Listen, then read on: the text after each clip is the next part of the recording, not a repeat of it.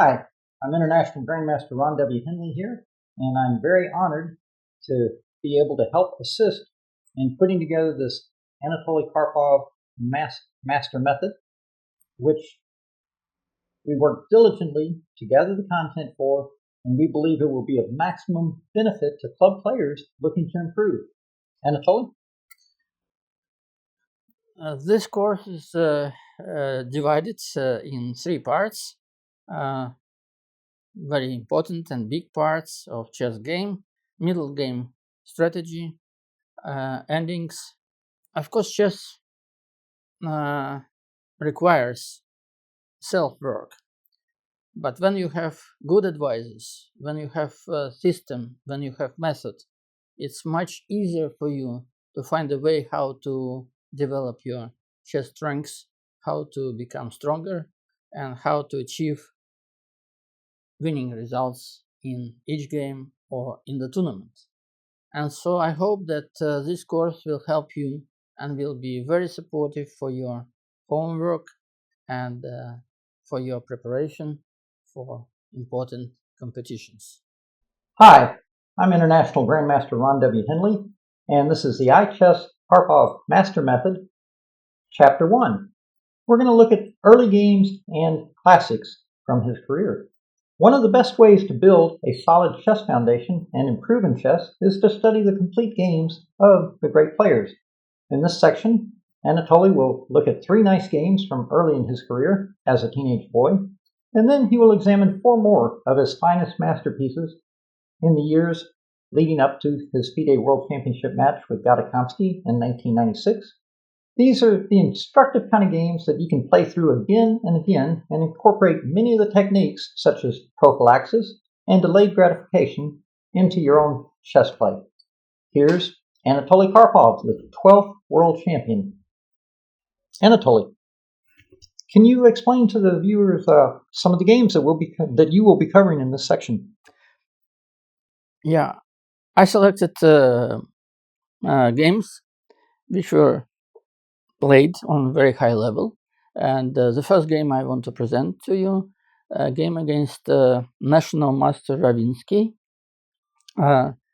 Soviet Union National Master Ravinsky, who was responsible in our federation for youth and children chess. And he was one of the best trainer. Actually, he was training many of leading chess players from Soviet Union. And this game is classical Spanish, how to play Spanish with black.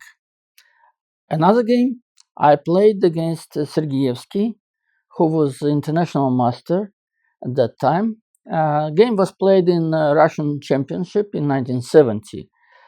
And this is a remarkable game because you can see how you can win the game maneuvering only on the first and second rank. And at the end, it was a nice combination, which allowed me to create mate. Mate. And then another game against Vukovic.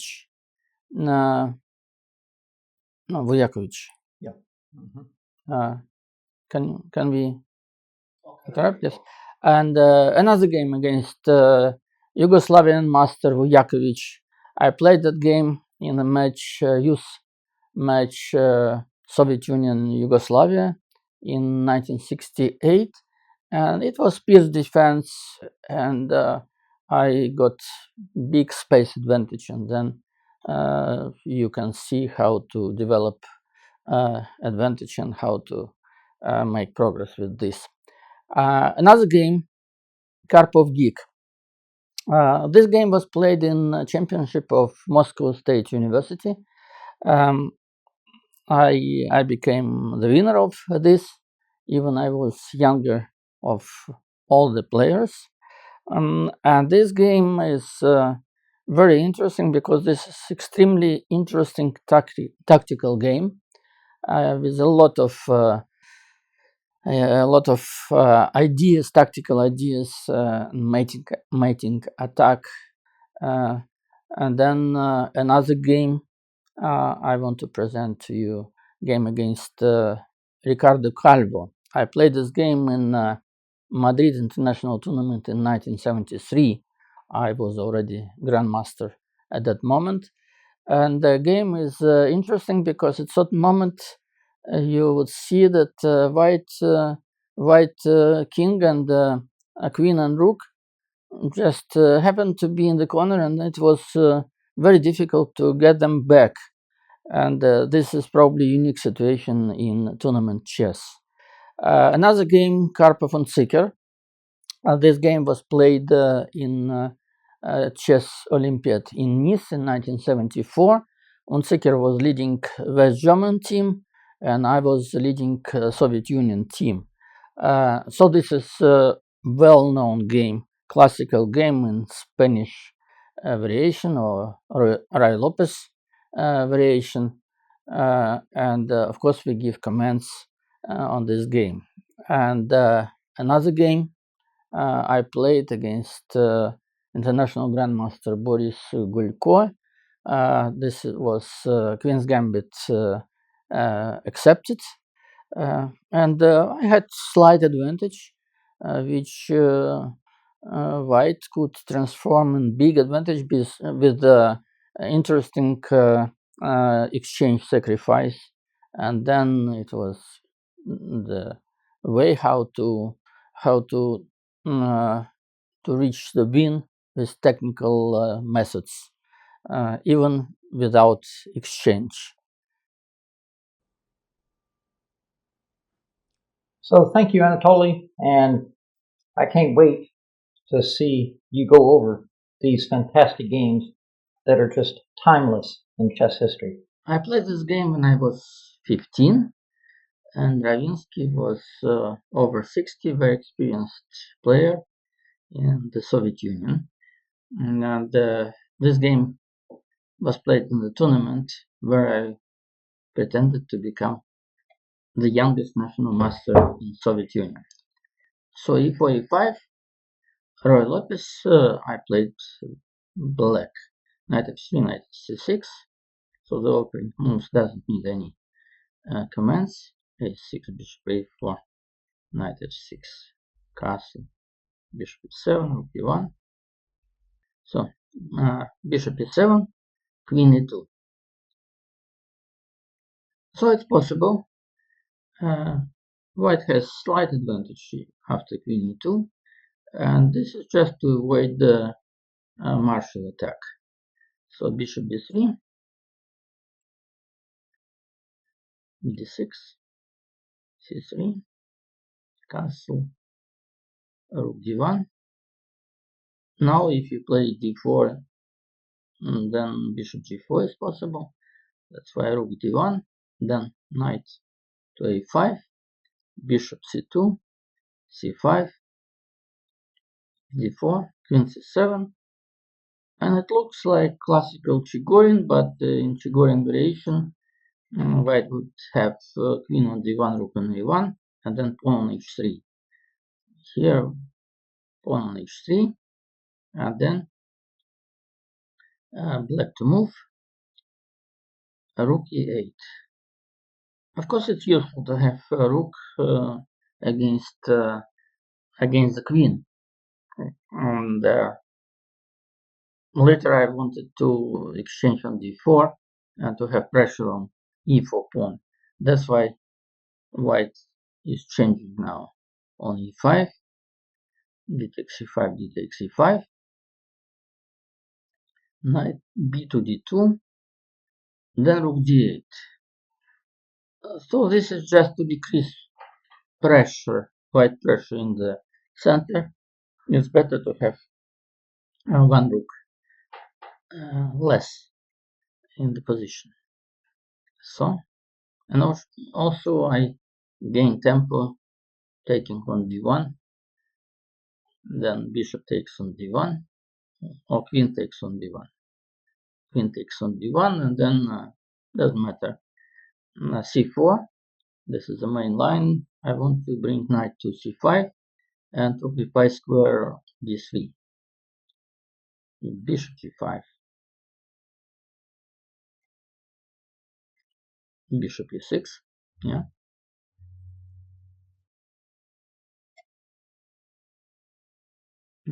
queen e2. Both ways are possible. Knight b7. Knight to g3. And then knight to g3. Then in principle, it's always, when it's possible, it's always good to have pawn on g6 against knight on g3, or pawn on b6 against knight on d3, or pawn on b3 against knight on b6. And here, knight from g3 has no big future, and black has time to regroup pieces. Rook to d1, rook to d8. Then rook takes d8, bishop takes d8, queen goes to e3, and then knight to d7. So we want just to occupy black squares after exchange of bishops. Of course, I retreat with a knight. And then in case of knight g5, f6, knight takes e6, knight takes e6, I have already slight advantage because white bishop is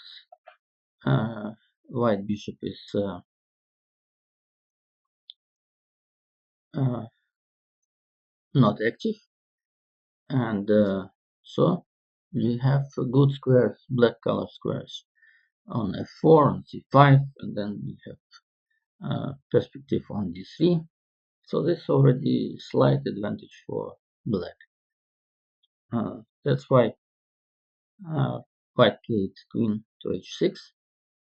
Then we play f6, of course. We don't allow knight to come to g5. Queen e3. a5. So in general, the idea is to play b4 and then to play b3 and to have passed pawn on b later on b3 after we break through with a4, a3, h4. Now we must control white activity and so on. b4, h5, yes, and then king to g7. So it's not dangerous to allow pawn to come to h6, because after h6 check we can go to king to f8, and then after knight f7 pawn will be under attack. Okay, coming back, bishop d1. So now we have time to defend our king. Knight on f7 is very good. Exchange, then we exchange, knight to d2, and then knight to c5.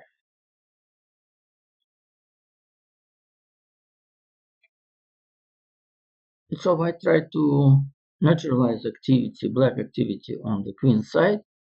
If they would play bishop on e2, then black would play b3, not instead of b3.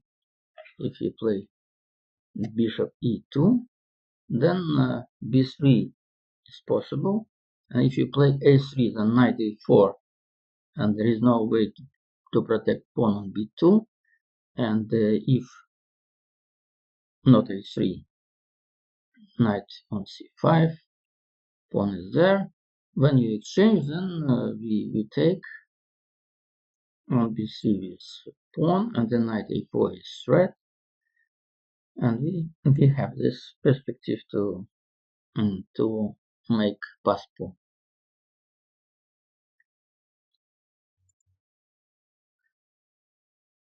So b3, we take b3, then pawn should take, yeah? Pawn should take, because if you recapture with minor piece, like knight or bishop, then we exchange in b3 with the knight, then take again, and then we take pawn on c3. Big advantage. Okay, a takes b3, and then queen to b6. Of course, we want to take on b4 after exchange, pawn exchange. We want to take back with the queen. Then we have pressure on b3 pawn.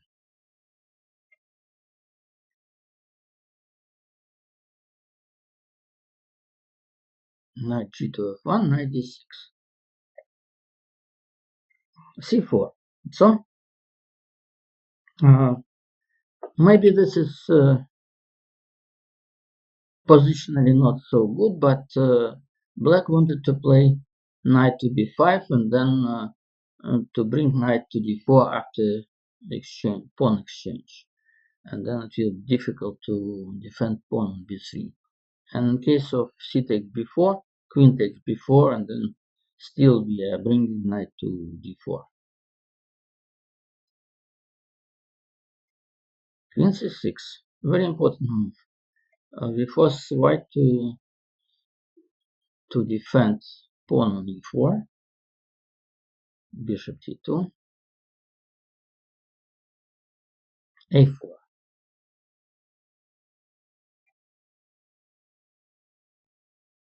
Then bishop takes here, now on c4. It's better to take with the bishop, because if we recapture with the knight, then we lose one tempo. Knight takes c4, bishop takes c4, knight d2, and then white would have possibility to play later on, maybe a5, or even to block this. No, a5. a5 would be better. Okay, so bishop takes, knight goes to g3, and then if white would take on c4, knight c4, queen e2, and then knight a3. Very unpleasant. And knight takes a4 is threat, and if white would play a5, then knight takes c2, queen takes c2 and b3, and then queen b5, and then pawn is very, very dangerous.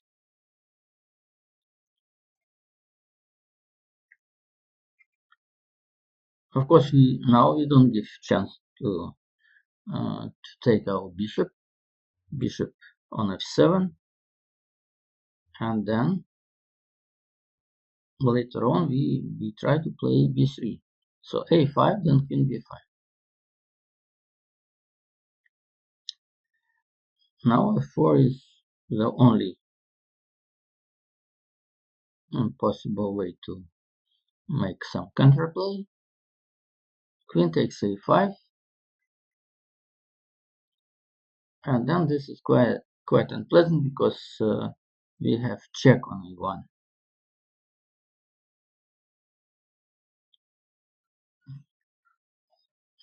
Then queen takes c. Then what to do? Knight f3.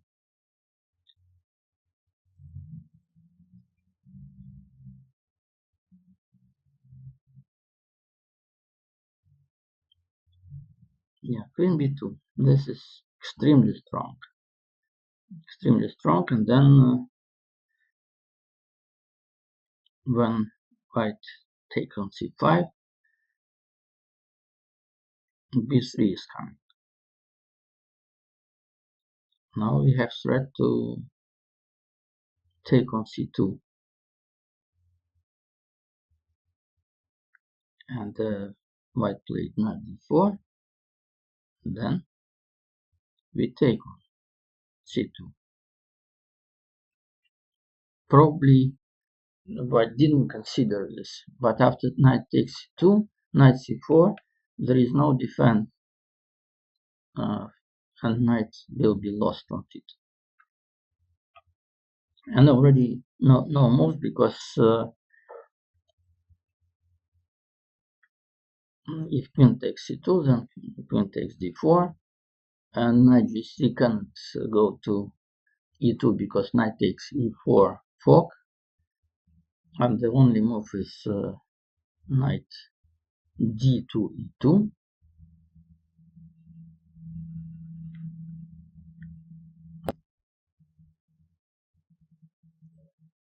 Knight takes e4 fork,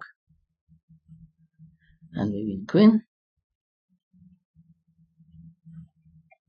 And if knight d2 e2, then knight c4.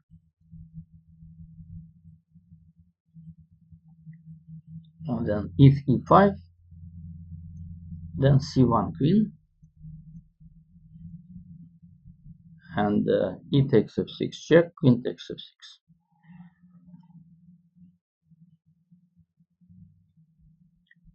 Winning.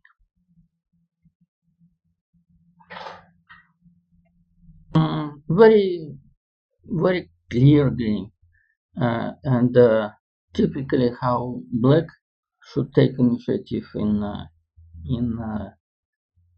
Roy Lopez with in Roy Lopez. This game was played in junior match Soviet Union Yugoslavia, and I played with white, pierce defense against Vujakovic. h3. I don't know why I played h3, so it doesn't give too much advantage.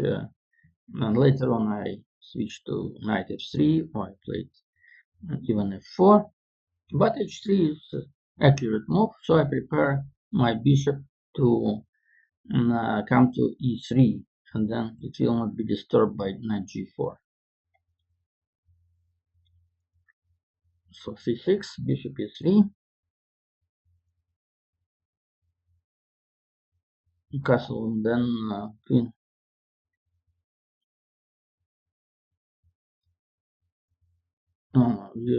We are too quick, and Okay. we missed three. No, just Oh, sorry. Yeah, We didn't reset the pieces. Yes. Okay, hold on. Soviet Union versus Yugoslavia.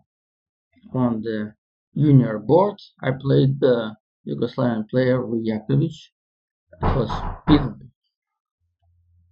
So peer defense, in which white has space advantage, but black tried to counterattack on the queen side. So if d6, d4, knight f6, knight c3, then h3, preparing bishop e3, and this bishop will not be disturbed by knight g4. Later on, I changed my repertoire and started to play knight f3 or f4, but that time h3 was quite good. Bishop e3, castle, queen d2, c6, g4.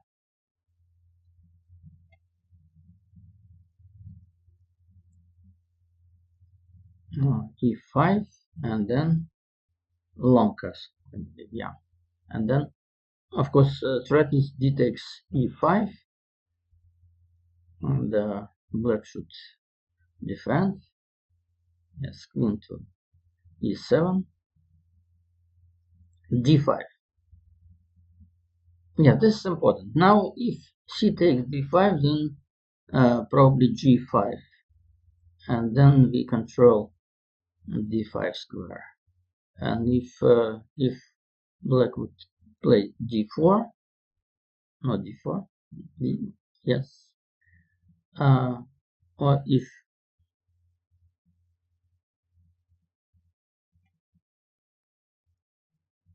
c takes d5, g5, if d4, Then we can capture on f6, and then capture there. Then on c3, then we capture on e7, take, rook takes, and then after rook there, rook takes d6. Rook e7 is not possible because rook d8 check and rook takes c8.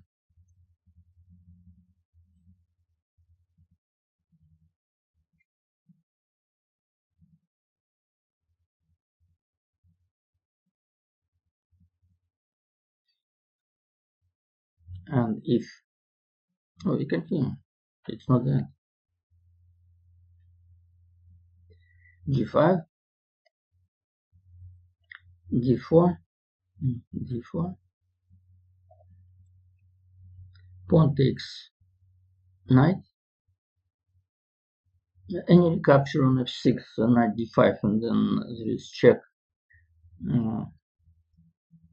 knight d5 and check on e7 and check on f6 later on. Yes. Then we go back, d4, g takes f6, and d takes c3. And here we just saw f takes e7, but let's finish this. F takes e7, pawn takes d2, rook takes d2, rook d8, rook d6, and then knight c6.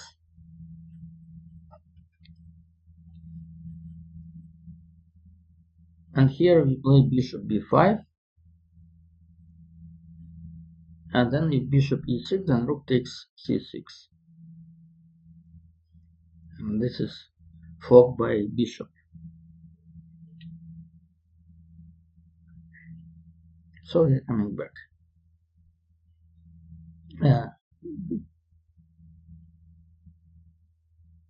Black played c5. And so now we have time for our actions on the king side. King, knight g2 e2, knight a6. Because if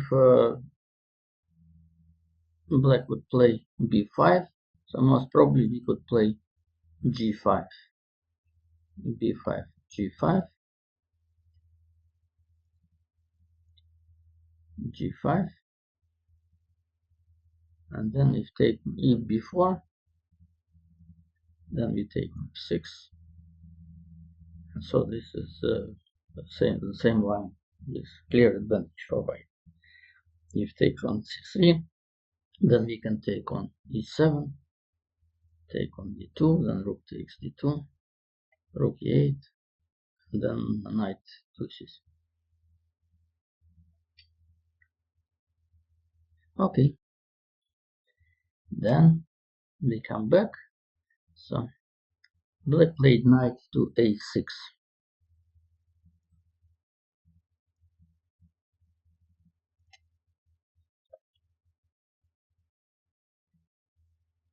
Knight to g3. Now we have comfortable g5, and then we prevented black knight goes to h5. If knight cannot go to h5, then this is a good advantage for it.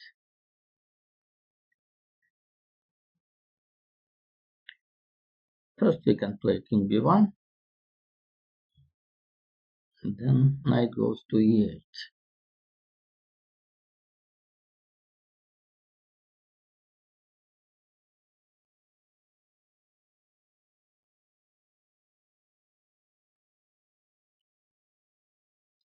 And then we play bishop e2.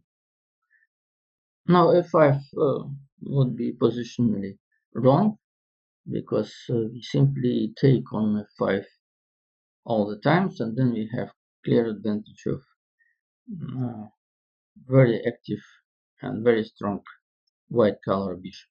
No, it's not necessary to play bishop g4. Not necessary to play bishop g3. We can just to come to g5.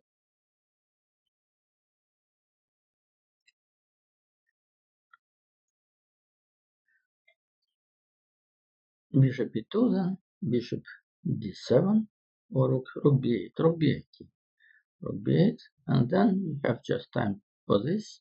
Rook d to g1, then b5, and then we play h4. h4, of course, having in mind that we later play h5 and we start our attack on the king side. So before knight to d1, so we can throw c4 square, which is very important. Knight to b5,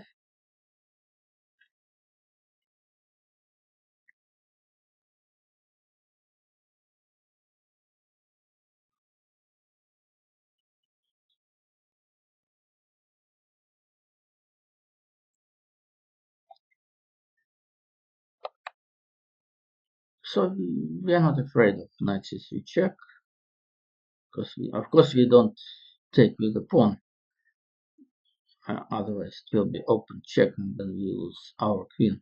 But knight takes c3, pawn takes c3, queen takes c3.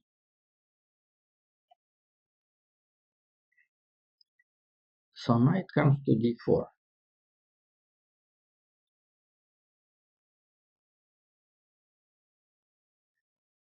c4. So this is positional sacrifice of pawn. Maybe this is doubtful. Still, black has no enough compensation for that pawn. Knight d4 would be, I think, would be more logical way. But of course, we play g5 after this, and then probably black afraid of this attack, starting with f3, and then queen quickly comes to h2, and then it will be very dangerous on the king side. So c4. But still, black should find another way how to try to develop initiative on the queen side. So queen takes b4.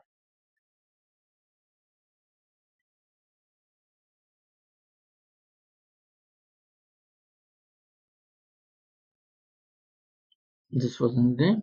No, this is the game. No, this is the game, yes. So queen takes b4. Then knight e to c7. Of course, we cannot take on c4 because knight, if we take with queen, knight e3 check, and okay, we lose the queen. And then if you take with the bishop, then bishop takes g4, and black has good initiative, knight on c7.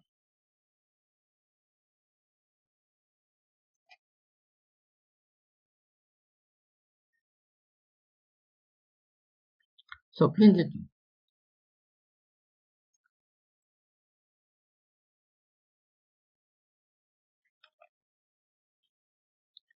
Bishop goes to d7. Yeah, this was the idea, just to stop knight coming to d4, and later on probably we can take on c4. So now we have a5, king a1, a4,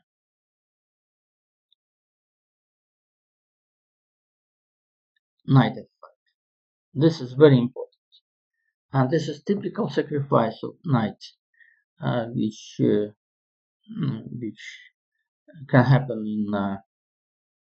in Spanish In roll-up is typical sacrifice is knight on f5, or in king's Indian, or in pierce defense.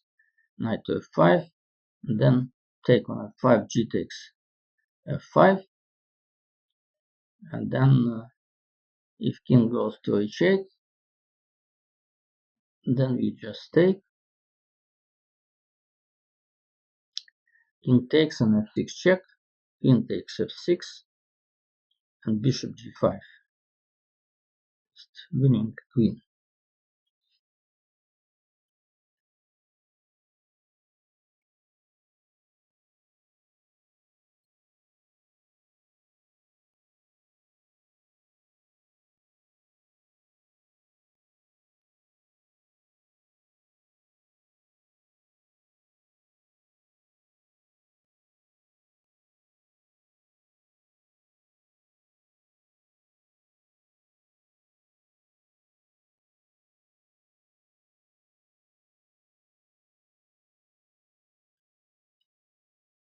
Queen d8. It happened? No, if it has. No, the most important thing that we just defended our pawn on g4. If yes, this is knight goes to e7, knight, nice move.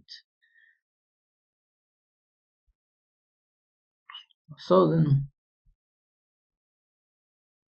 bishop f5 is takes f5 is the only move. G takes f5. Then h3. This is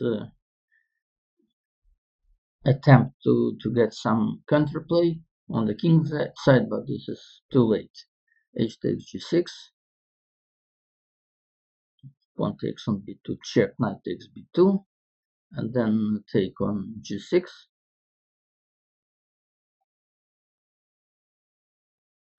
F takes g6. So actually, rook a8 is the only chance to try to do something, but there is no way how to get any activity because king is too exposed. And then bishop takes c4, rook a3, and then bishop h6. This is the correct order of moves. Now g takes h7, big threat. H takes g6, rook takes g6. And of course knight e8 is not possible because bishop takes b5, so rook f4, and then simply rook g1 and knight e8 and bishop takes b5.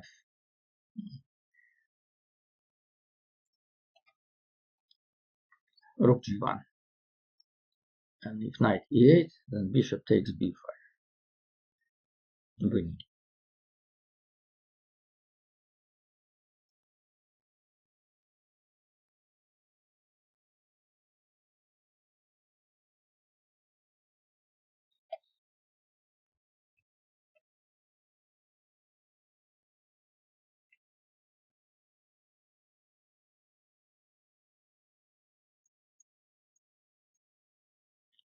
Okay.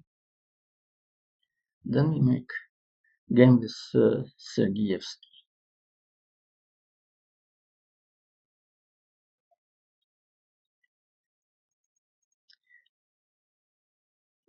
Do we record? Yeah. Yes. So another pierce defense, which was popular in 70s. This game was played in Russian Championship in 1970. And this was important for me because I was that moment not grandmaster, but I was trying to get this norm, and I played in Russian Championship with several grandmasters participated, and so it was symbolic that I could win the Russian Championship. Sergeyevsky was strong international master at that time.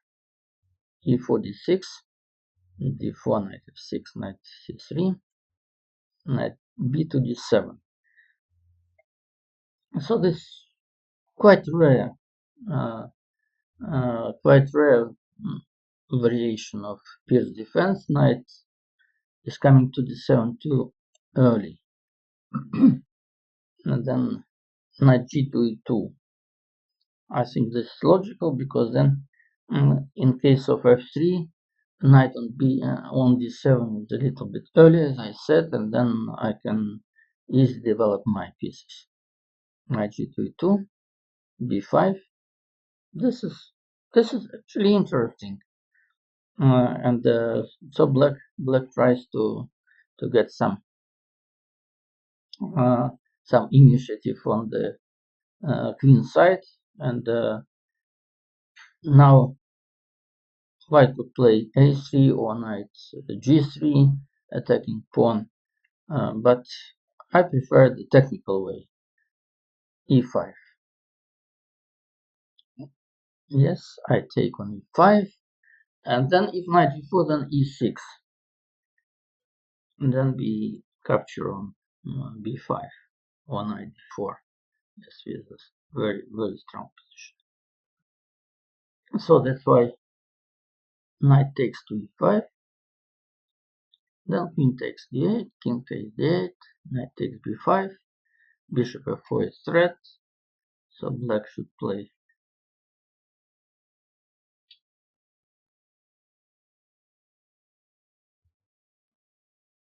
what? No, this not important. So just break here. Knight takes b5, and so white is not ahead in development of pieces, but white has much better pawn structure because c7 and a7, two islands, pawn islands, and so we can attack them later on. But it's not easy. It's not easy to use this small advantage. And the game is very interesting because I could demonstrate interesting technique. a6, knight b to d4, then bishop b7, bishop 4. It's important to kick out knight from the active position of the center.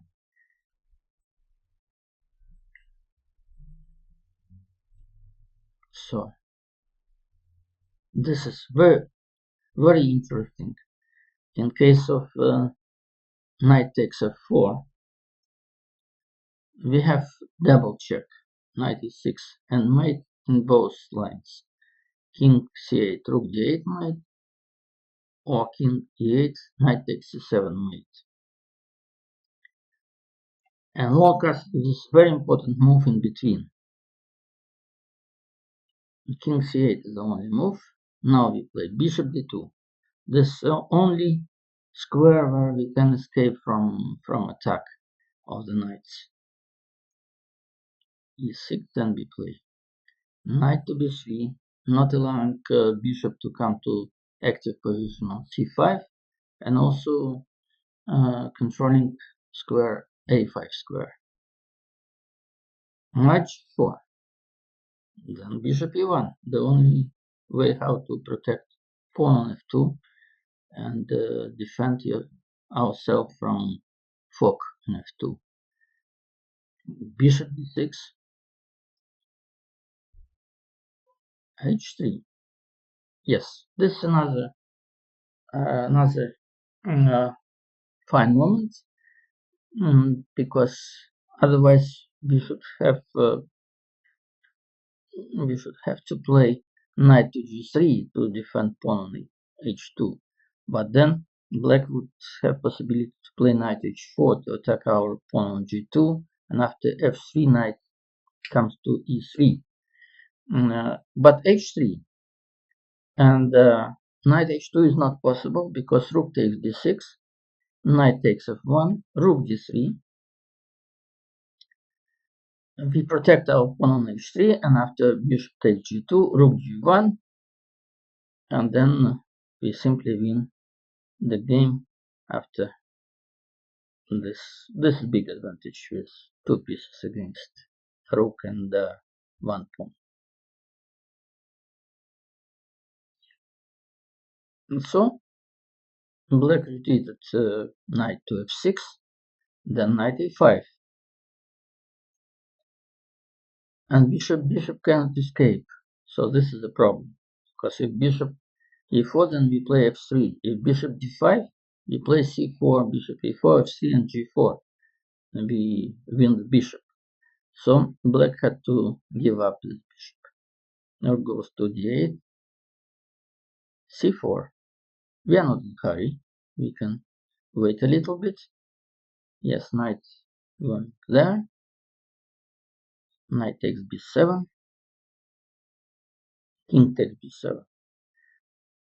So if black would take on e2, then bishop takes b2, and then we have cleared the advantage of two bishops. King c2.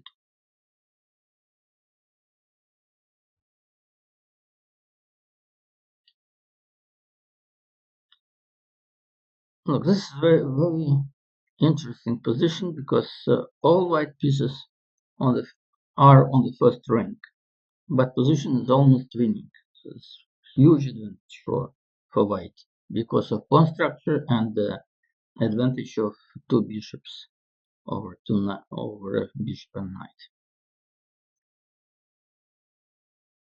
So black played rook d8, then g3. Okay, we bring this knight back from the active position. Then bishop to check. This is important. So probably better was c6, not to expose king too far. But after c6, knight c3, it's clear advantage for white. So king b6. So it gave me opportunity to organize interesting attack and to win the game. Unusual way. Bishop d4, knight to e2, bishop e5, and then we play f4, bishop goes there, and then knight to c3. Now king is too far, and so bishop f2 is big threat. It's after c5 check, knight a4 check. And so black tried to escape with c6 to be able, after bishop f2 check, to come to c7, and then knight d7. So black would be able to organize some kind of defense. But here, very important moment and unusual combination. c4, c5 check.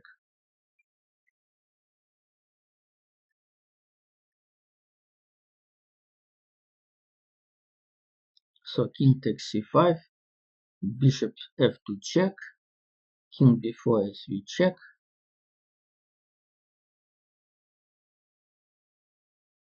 takes, king takes, rook b1, and both, no, three moves, king a3, rook b3 mate, king a5, bishop b6 mate, and king c4, bishop f1 check, rook b3, bishop takes d3 mate.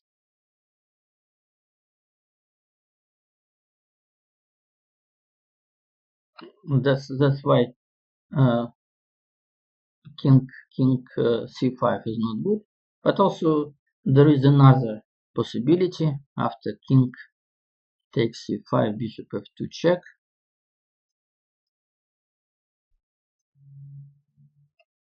king goes to c4. Then we can play bishop f1 check, king b4, bishop b6, and there is no defense against a3 mate. Also very interesting net.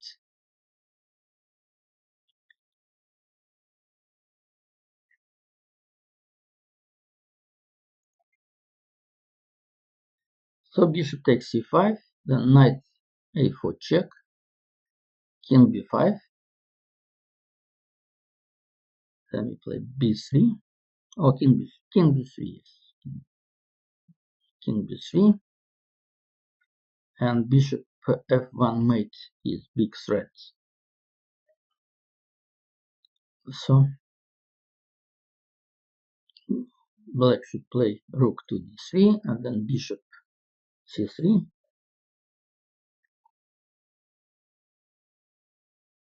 So bishop f1 is winning easily.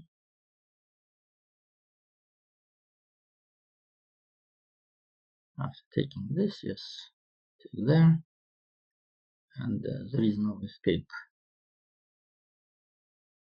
Knight a4, bishop f2, and then rook c1. And if bishop takes on g3, rook c5 mate b.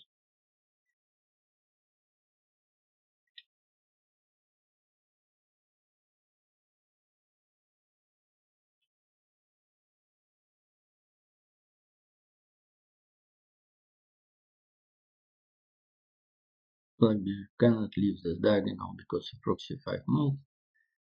Yes, that's why bishop e3 and then bishop takes c6.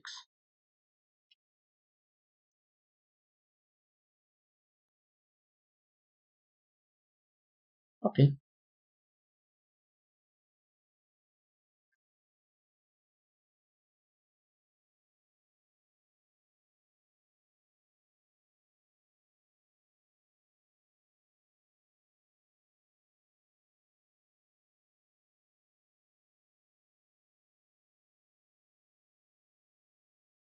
Yeah, finish. Oh, it's winning positions. Let's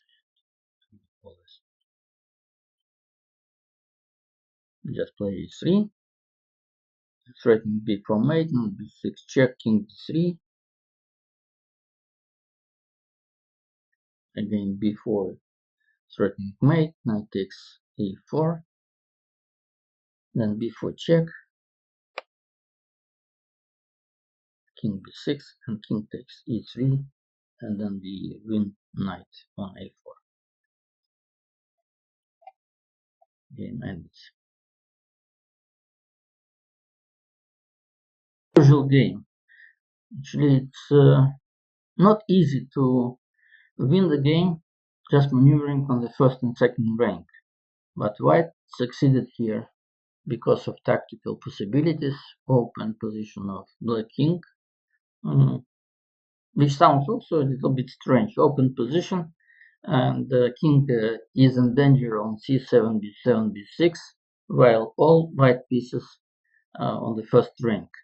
Knight on d1, bishop on e1, bishop on f1, and the rook in the corner on h1. But after c5, this was forced